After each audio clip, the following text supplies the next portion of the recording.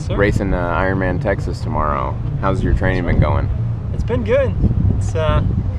It hadn't been too hot yet, so I hadn't got too much heat training in, but it doesn't look like it's going to be too hot tomorrow. Yeah. But I'm happy with all the biking I've got in, and I think my running's as good as it's ever been, and I think I'll be able to hang in the swim too, so I'm excited. Good, good. What bike are you going to be riding tomorrow? What kind of components are you running? It's Argon E118 with rotor Q-rings, SRAM components, NV 8.9 wheels. All right, sounds good. Last year you finished 12th here. Since then, what weakness have you been working on? I would say mostly the bike, but I think I've improved on every discipline since last year. So, but the bike is where I hope to chip away the most time from last year. Okay, okay. And what's your, what would you say your strength is? What's going to be your play tomorrow? It'll be the run. Yeah? It'll be the run. I like the heat, and it'll be hot during the run. And I don't think the bike course favors me too well because it's pretty flat, and I'd prefer some hills on the bike. But I think the run is always my strong suit. Okay. And, what's your fueling strategy tomorrow for the bike and the run? For the bike, I'm gonna almost be totally dependent on Infinite Nutrition.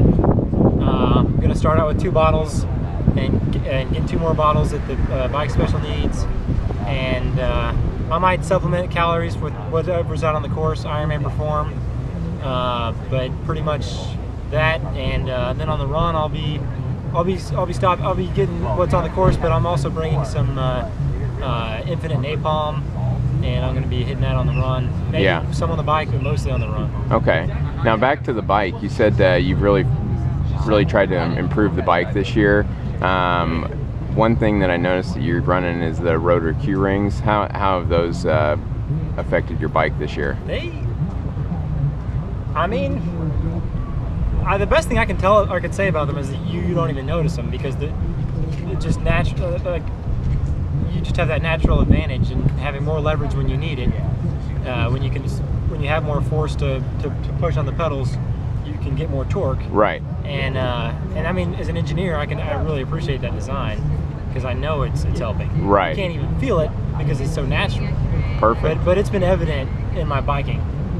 I think my training is picked up, but the times have gotten a lot better. And yeah. I think it's part due to the training and part due to the mechanical advantage of the Q-rings. Yeah. Well, good.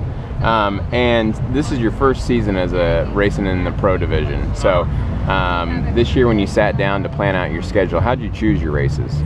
Well, I try to plan them out to be, well, I'm focusing on the Ironman distance. I've had the most success in that distance in the past, more so than the 70.3. So this one's a close race. It's kind of a no-brainer because it's only 2.5 hour drive from Tyler, where I live.